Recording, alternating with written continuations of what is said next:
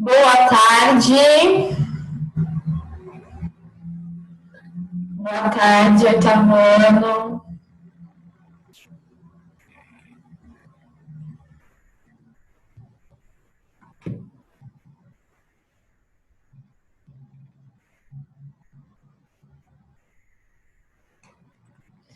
Deixa eu já poder montar vocês.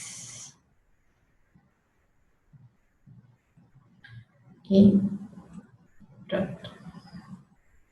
Bom, já estou aqui compartilhando a tela com vocês, tá? Do exercício que a gente parou.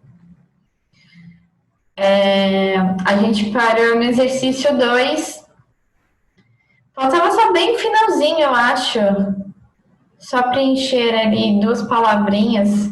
Vou retomar aí de forma rápida o que era o exercício 2, a gente já fez, tá? O exercício 2, essa atividade, era para a gente entender a diferença de precisão e exatidão. E para entender essa diferença, foi usado nessa atividade o exemplo de tiro ao alvo, tá? Em 4 casos aí. Então, o que é precisão? É quando os tiros, eles estão perto um do outro, tá? Está sendo preciso. O que é exatidão? Está sendo exato quando a média dos tiros está próximo ao que é correto, que no caso seria bem aqui no centro do alvo. Ok? Então, aqui tem o exemplo do caso 1, onde ele é preciso, só que não é exato, tá? Então, os tiros estão próximos aqui um do outro. Desculpa, ele é preciso, ele é exato. Os tiros estão próximos um do outro, preciso, e o seu resultado médio aí também está no lugar certo, certo? Que é bem aqui na mosca, né? Como o Nicolas disse. Então, ele é exato. Já no caso 2, os tiros estão próximos um do outro. Então, ok, ele é preciso. Só que a média desses tiros está bem longe daqui do centro. Então, não é exato. No caso 3, ele não está sendo preciso, porque cada tiro está num canto, está bem disperso, né? Mas, se a gente for ver a média desses tiros, é aqui no centro, onde a gente gostaria, que é o lugar certo. Então, ele é exato, mesmo não sendo preciso. E o caso 4, os tiros estão bem dispersos, então não é preciso. E também a sua média não é no centro aí do alvo, então ele também não é exato, tá? A gente já tinha visto isso, só retomei. E aqui nessa tabelinha a gente respondeu, né? Lembra que vocês responderam junto comigo o que vocês achavam, qual era preciso, qual era exato, se sim ou se não. Tá? Então, para o caso 1, opa, tá aqui. Os tiros, na média, são próximos um do outro? Sim, são próximos no caso 1. No caso 2, são próximos? Sim, são próximos. E no caso 3, eles são próximos um do outro? Não. E nem no caso 4, também não são próximos um do outro. Então, não. Já nessa segunda linha, era para responder se a média estava perto do centro aqui do alvo. Bom, a média do caso 1 está, sim, perto do centro do alvo. Já do caso 2, não. Do caso 3, como eu já tinha dito, está perto do centro? Sim. E no caso 4, não, tá? Gente, estou retomando de uma forma um pouquinho mais rápida, porque a gente já viu esse exercício, tá? E aí, faltou exatamente, acho que, essa resposta aqui, tá? Que seria conclusão. Foi aqui que a gente parou, não foi isso? Deixa eu abrir aqui o chat. E aqui a gente tem o seguinte, precisão. Quando, na média, os tiros estão relativamente próximos um dos outros. Quais casos são precisos? Muito bem. 1 e 2.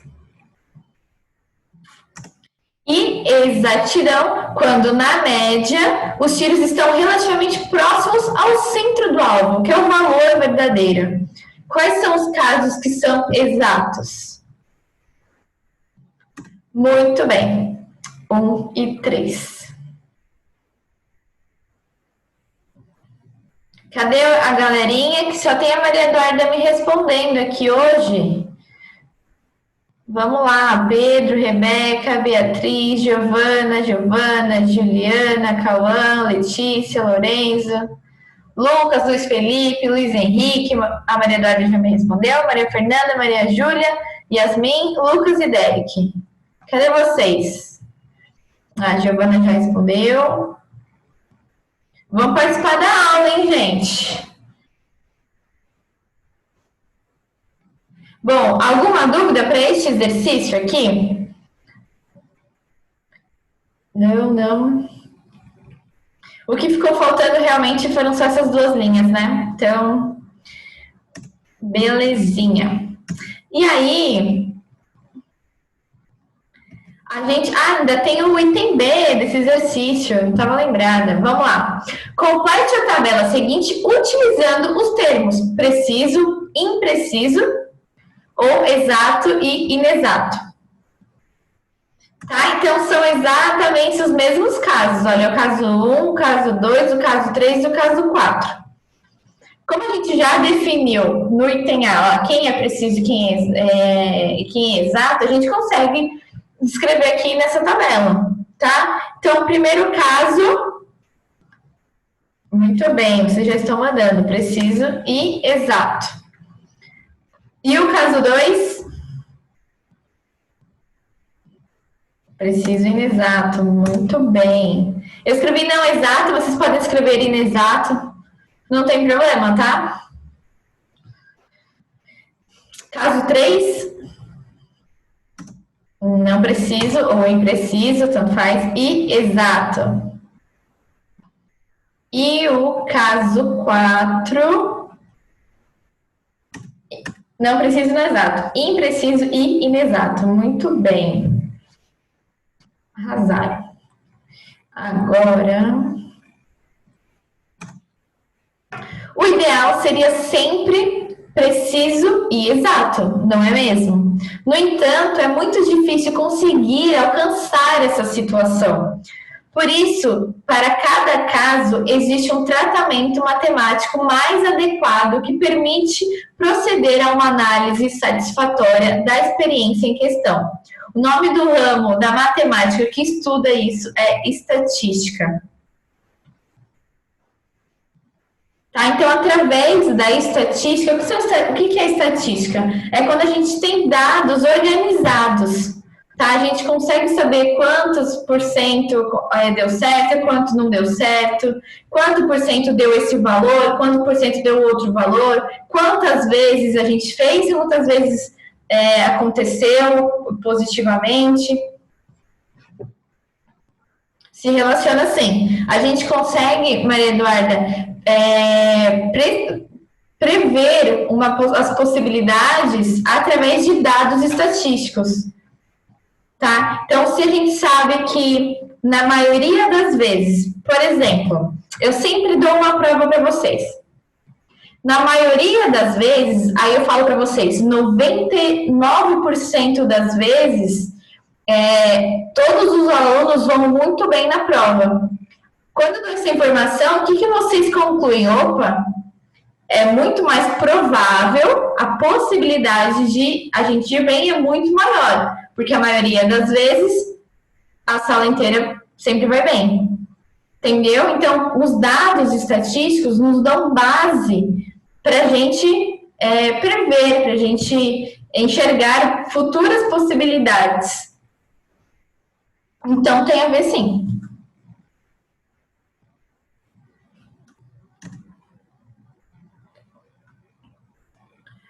Bom,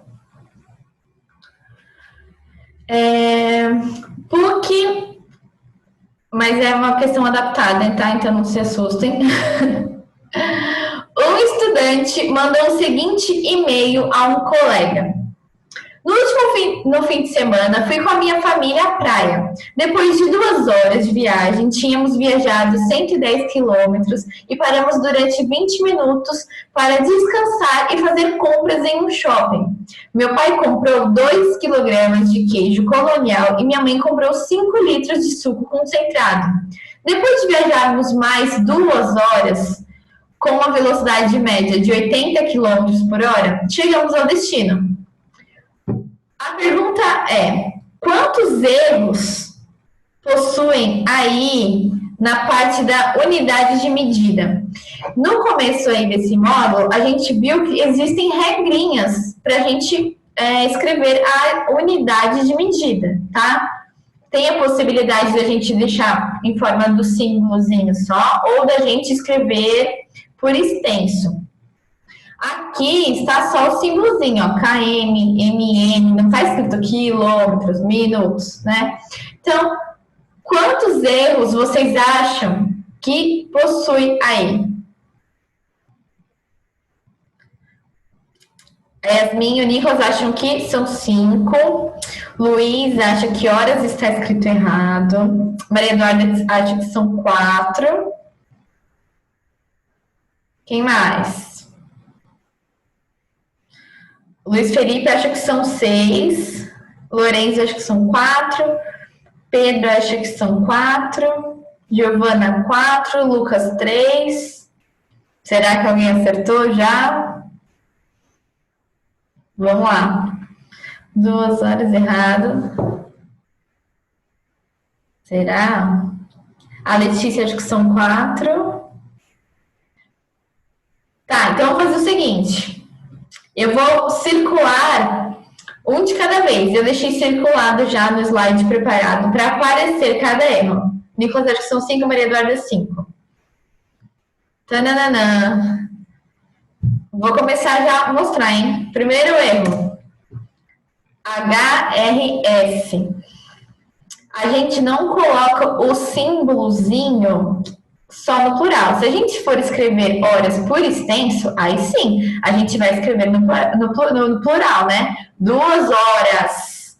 Mas, quando a gente coloca só a unidade em forma de uma letra só o símbolozinho, a gente não coloca no plural. E nem tem esse R aí, a gente só usa o H. Então, fica 2H. Ok? Lembrando uma coisa, no começo do módulo eu mostrei um monte, né? Eu não, apostila, um monte de regrinha para essas unidades. E eu comentei com vocês, para vocês não se assustarem com esse monte de regrinha, porque isso vai acontecer conforme vocês forem estudando durante o ano, nos próximos anos, porque vocês vão ficar vendo o tempo todo grandezas físicas.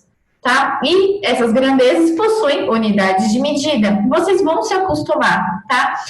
Muitos aqui já decidiram quais estão errados e quais estão certos, porque são grandezas que vocês já veem no dia a dia. Então, por exemplo, horas. Muita gente já sabia que horas é só H, porque é algo que a gente vê muitas vezes, né? Então, a reunião dos pais é tal dia, tal 2 horas da tarde. Tá lá só o Hzinho, então a gente sabe. Tudo bem? Então, não se preocupem se vocês não conseguirem saberem todas as regras de cabeça agora, tá? Maria Eduarda mudou para 6, o Lucas acho que é 3 ou 4, Nicolas 5, Giovana 5. O pessoal tá mudando, hein? Opa! Então, 2 horas. Qual é o próximo erro? KM. Esse KM, gente, é uma cilada, porque o K maiúsculo com K minúsculo, ele confunde um pouco, realmente, porque ele é escrito da mesma maneira, só que um é grande e outro é pequeno. Então, é mais fácil se confundir, tá? Mas o quilômetro, a gente usa com K minúsculo, e esse K aqui está maiúsculo. sei. Então, esse quilômetros aqui está errado, tá? Era para ser o K minúsculo. Beleza? 20 minutos tá errado. Isso aí. Próximo é exatamente esse que o igualmente a M. M. Isso. O M também é minúsculo. Exatamente.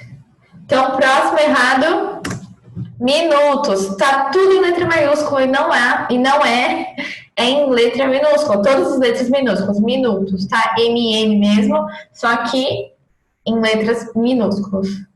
Então, está errado. Próximo errado. Qual que vocês acham que é o próximo errado aí? Tem mais um. Então, ó, a gente já viu que não é o item A.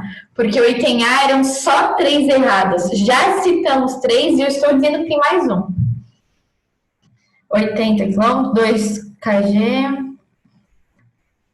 Quem será que acertou? Tananana. 2 kg. Também tá tudo em maiúsculo e não é letra minúscula, tá? Tanto K quanto G.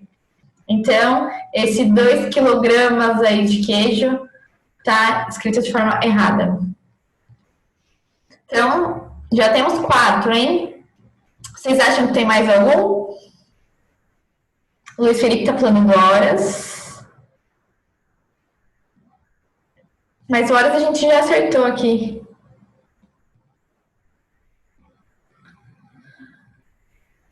Esse já foi, é. Qual mais? Litros. Muito bem. O litros, lembra que a gente não escreve, a gente só coloca o L, né? Se for para escrever litros, aí tudo bem, mas se for só pelo símbolo, a gente só põe o L. Lembrando que essa era a exceção. Lembra que quando a gente põe o símbolo, a gente põe tudo em minúsculo. Só que para o L, eles colocaram uma exceção. Isso há muito tempo, gente. Então, o L pode ser usado em maiúsculo também. Muito bem. A Mariana citou aqui. É isso mesmo. Tá? Então, aqui, se tivesse tanto em minúsculo ou maiúsculo, estaria certo. Só que não tá só o L, tá? Tá o T, o R e o S junto, então não existe esse símbolo. Está errado. E agora, vocês acham que acabou ou tem mais um? Ó, o Lucas já falou, quilômetro por hora. Pedro. Giovana. Gente, tem mais um. E é exatamente isso que vocês falaram, quilômetro por hora. Também está tudo em maiúsculo e não é. É para ser em minúsculo. É o símbolo, tá? Minúsculo. Então, tá errado. Ou seja, a gente tem quantos erros aí? 6. 1, 2, 3, 4, 5, 6. Logo, temos a letra D como resposta.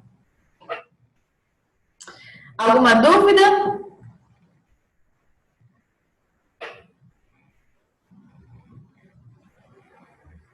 Não. Vocês foram muito bem. Vocês já tinham feito? A maioria já tinha feito em casa? Ou vocês foram fazendo comigo aqui?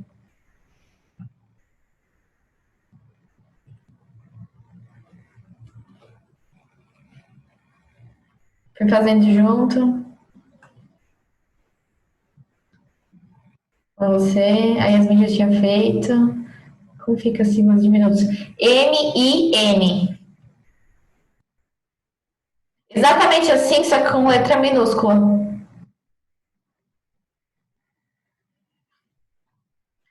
Vamos. Acho que vamos. Eu tô sem apostila, mas se eu não me engano, esse aqui já é o módulo 7, não é isso? Página 287. Volume, massa e densidade. São 3 grandezas, hein? Volume, massa e densidade. Vocês já fizeram atividade no laboratório relacionada à densidade, não já fizeram? Essa eu sei que já. Mas sobre volume e massa, vocês já fizeram alguma coisa com a professora Karen?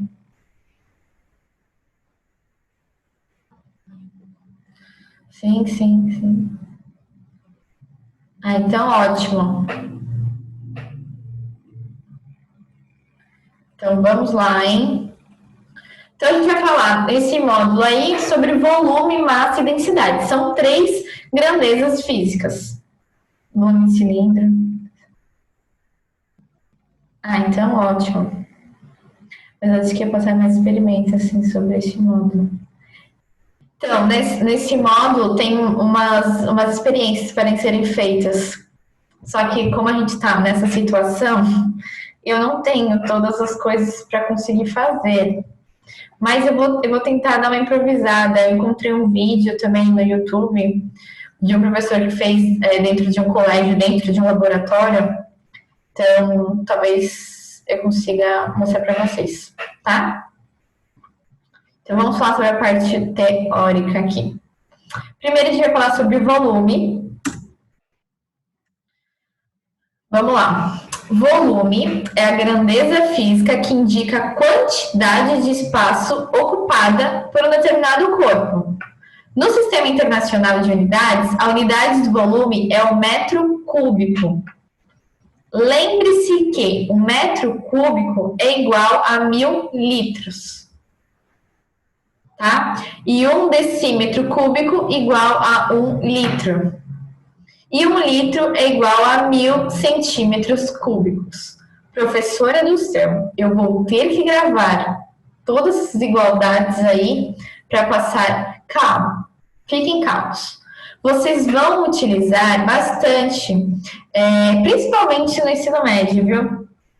Às vezes o enunciado dá em litros, mas vocês precisam colocar a resposta em metro cúbico, e aí acontece que vocês precisam passar de uma unidade de medida para outra. E vocês vão aprender isso, vão gravando e memorizando conforme o tempo, tá? Por enquanto, vocês podem utilizar aí a apostila como base, tá? Inclusive, eu acho que tem um exercício que a gente vai fazer aí essa comparação de duas unidades de medida de volume, e aí vocês podem dar uma olhadinha aí na página 287. Tipo, opa, pera, como que é mesmo? 1 metro cúbico, quantos litros? Vai lá e dá uma olhada, não tem problema. Você vai ver que conforme vocês forem fazendo, vai gravando, vai memorizando. Tá? Logo, 1 mililitro corresponde a 1 centímetro cúbico. Vários instrumentos de medida direta de volume, tais como pipeta, bureta, balão volumétrico, proveta e Becker. A imagem anterior mostra alguns desses instrumentos de medida sendo utilizados em um laboratório. Também é possível medir volumes de modo indireto, utilizando relações matemáticas entre medidas. Por exemplo, para medir o volume de um livro, basta multiplicar o seu comprimento pela sua largura e pela sua altura, ou espessura.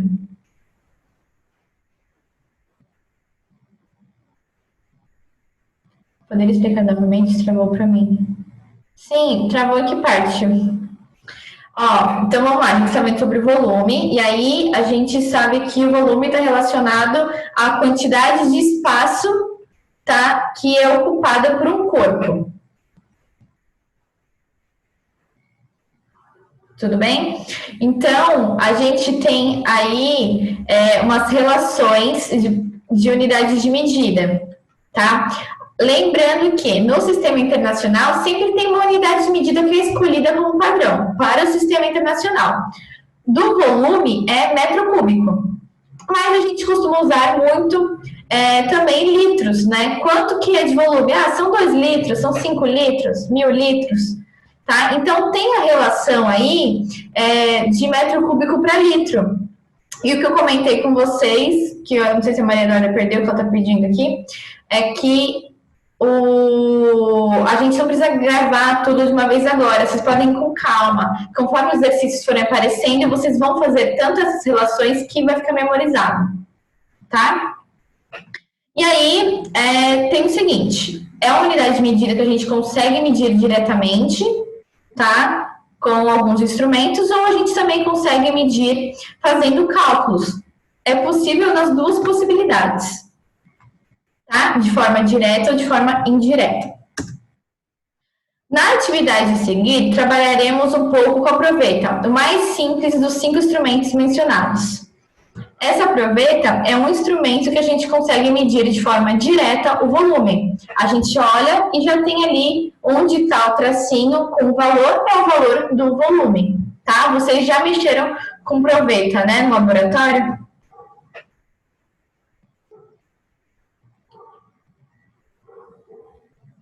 Cadê vocês? Sim, sim. Então, muito bem. Então, para vocês verem, proveta é um instrumento um dos mais utilizados, mais simples mesmo, para conseguir medir volume. E é de forma direta, como eu disse, você bate o olho e você já vê o valor do volume, tá?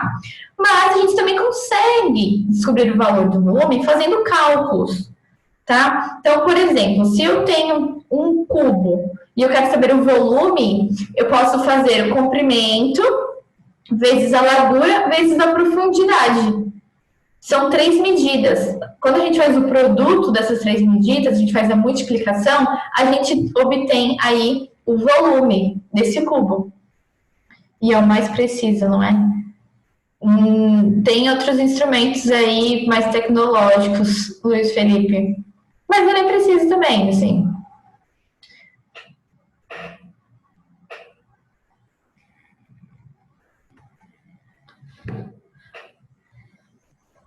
Aí tem uma imagem aqui na apostila de vocês. Normalmente, os instrumentos de medida de volume são produzidos em plástico ou vidro, ambos transparentes, que é para a gente ver aonde está batendo ali o líquido, né, que a gente está trabalhando. Neles estão impressas algumas informações importantes, como a sua capacidade volumétrica, volume máximo de medida e sua escala graduada. Tais informações podem ser apresentadas em centímetros cúbicos ou em mililitros. Certo? Bom, a gente já teria aqui para fazer um experimento, tá? O que acontece? Esse experimento eu precisaria de algumas coisas que a professora não tem aqui em casa. Se tivesse um laboratório, eu ia ter. E aí, o que acontece? Mas ele não é difícil, até porque vocês já tiveram experiência, esse tipo de experiência, não exatamente essa, mas muito similar, no laboratório. Então, vocês vão conseguir identificar tranquilamente o que eu vou descrever, tá? Além disso, esse experimento 1 tem um vídeo que tem no YouTube já disponível, com o professor fazendo. Eu fui tentar encontrar, né? Esse professor ele está fazendo dentro de um colégio, um laboratório. Então, eu deixei também, quando chegar o momento, vai chegar essa parte do slide, tá? E aí eu deixei para vocês o link, o nome do título do vídeo e tudo mais, para quem quiser lá assistir. Mas não é complexo, não é complicado, vocês vão compreender. Então, eu vou descrever para vocês o que seria feito, tá? Se vocês tiverem alguma dúvida, vocês vão me mandando mensagem no chat, tá? Eu vou deixar aberto aqui. Esse experimento 1, na verdade, ele é dividido em 2 momentos, tá? O primeiro momento seria para vocês se familiarizarem com a proveta, mas é algo que já é familiar para vocês, porque vocês já fizeram experiências no laboratório com a proveta. Então, o que seria? Olha o material, uma proveta e um recipiente com água. Vocês iam colocar água na proveta e iam ver quanto que tem de volume, iam tirar um pouquinho, iam ver, entender como que funciona uma proveta. Tá? Então, essa primeira parte da experiência era mais isso, vocês entenderem como que funciona uma proveta.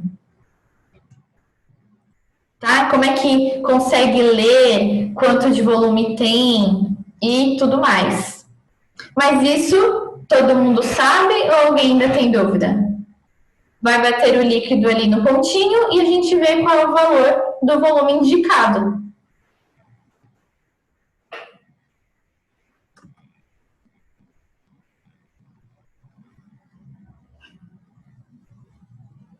Maria Eduarda, 1 centímetro cúbico igual a 1 mililitro. Aqui, ó. Voltei aqui para você. 1 mililitro é igual a 1 centímetro cúbico. Aqui tem proveta que está em centímetros cúbicos e tem proveta que está em mililitro. A proveta da escola que vocês fizeram está em centímetro cúbico ou está em mililitro? Vocês lembram? Opa, voltei. Mililitro? Ah, tá. Ah, sim, porque é a mesma coisa, mas a descrição só eu digo. Ah, tá, tá. Beleza. E aqui tem uma observação muito legal. Olha só. Atenção! Ao determinar o volume de água em uma proveta, observe que a superfície do líquido forma uma barriga. E aqui tem um zoom, ó, da barriguinha. Gente, é um pouco difícil, não é fácil de enxergar tão claramente essa barriga. Ela é bem sutil, dependendo, tá? Ela é chamada de menisco. Para uma leitura mais apurada no nível da coluna de água, você deve sempre considerar a parte inferior, onde bate aqui, ó, a parte inferior, tá? Do menisco. Se tiver dificuldade em segurar, aproveita na posição adequada, apoie-se em uma superfície plana, abaixe-se até que os seus olhos estejam na mesma altura do nível. E aí vocês vão enxergar com mais clareza. Belezinha? Então, tá. Então, essa primeira parte da experiência era a familiarização com a proveta.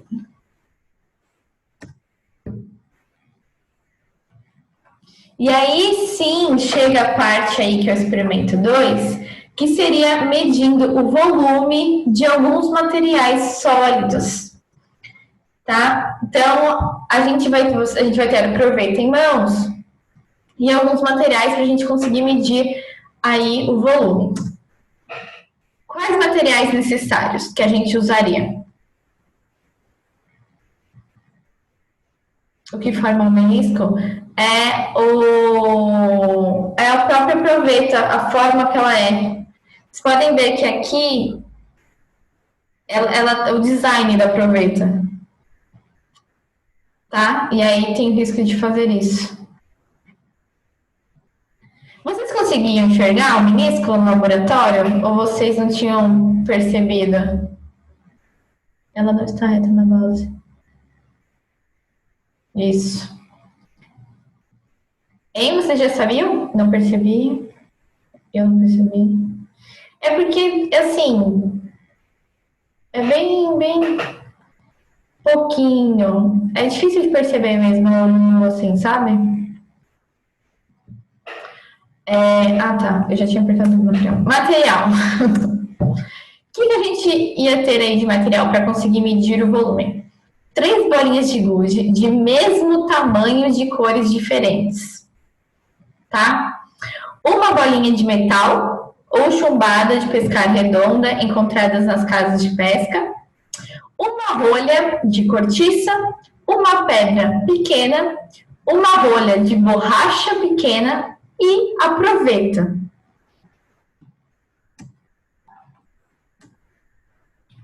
Tá? Então tá no desenho aqui, aproveita as 3 bolinhas de gude, a pedra, as 2 rolhas, sendo que uma é de borracha e uma é de cortiça, e a bolinha de metal. Procedimento. Gente, detalhe, já tá terminando aqui a aula, mas eu vou descrever para vocês procedimentos e vou deixar o link aqui para vocês darem uma olhada, tá? Para vocês poderem assistir. Coloque certa quantidade de água na proveta. Vocês vão colocar água na proveta. Então, o ideal é que fosse pelo menos aí metade. Não pode encher muito. O que acontece? A gente vai colocar a bolinha de gude, a pedra. Cada momento vai ser um corpo, tá? Ou a bolinha de gude, ou a rolha, ou a pedra, dentro da proveta. E aí o que acontece? A água sobe, né? Porque o volume aumenta. Tem mais um corpo aí ocupando espaço na proveta. Então, se a gente tem uma proveta que está com muita água, o risco era vazar. Então, aí o ideal seria colocar água pelo menos até metade da proveta. E aí, vocês iam registrar o quanto de água que vocês colocaram. Colocou na metade ali quantos mililitros tem. Vocês iriam anotar. Aí vocês colocariam a bolinha de gude. O ideal é que incline, porque se a gente colocar dessa forma e jogar a bolinha, pode ser que ela pese e respingue água. Então, aquela quantidade de água, de volume de água que a gente tinha anotado, já não seria o mesmo. Então, por isso que aqui fala incline, aproveita para poder colocar a bolinha de gude. E para a bolha de ar também. Mas é rapidinho. 4. Verifique a nova indicação do nível. Lembra que a gente vai colocar um corpo novo? No caso, o primeiro é a bolinha de gude. E aí, o nível ia aumentar. Essa quantidade que aumentou, vocês teriam que anotar. Anotando essa nova quantidade, vocês conseguiriam descobrir o valor do volume apenas da bolinha de gude. Por quê? Vocês já sabem o valor da quantidade de água inicial que tinha. Já sabe quanto aumentou depois que colocou a bolinha. Essa diferença indica o volume da bolinha. Entenderam? E é exatamente isso que vocês fariam para cada situação. Primeiro caso é a bolinha de gude. Aí vocês iam retirar a bolinha de gude, iam fazer o experimento com 3 bolinhas de gude juntas, iam anotar o volume. Depois, uma bolinha de metal, iam anotar o volume. Depois, uma pedra pequena, anota o volume. Depois, a rolha de cortiça e depois a rolha de borracha. E iam anotar o volume para cada um. Tá? Sim.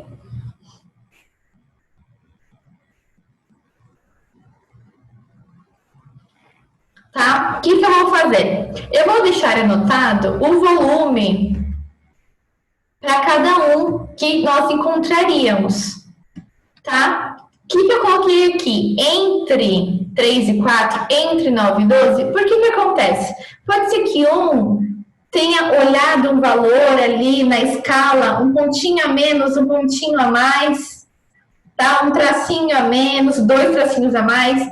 Às vezes acontece o quê? Do erro humano. Da gente enxergar um valor e a outra pessoa enxergar outro. Sabe quando a gente coloca a régua, a gente vai medir? Ah, não, aqui tem 2 centímetros, 5. Aí o outro fala, não, tem 2 centímetros, 6.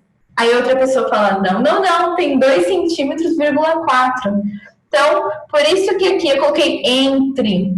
Porque teria que estar coerente aqui entre esses valores. Ele dar um valor correto assim como a partir dos cálculos? Sim. Dá sim. Vocês vão até fazer uma atividade usando o cálculo do volume. Tá? Olha, eu vou deixar aqui para vocês tirem um print, que é onde tem o vídeo do professor. Eu não conheço esse professor, mas eu vi o vídeo e é sobre essa experiência. Então, se vocês tiverem curiosidade já de assistir, vocês podem assistir para a próxima aula, tá? Deixa eu só tirar o print, que já falta 1 minuto para encerrar. Deixa eu tirar o print aqui.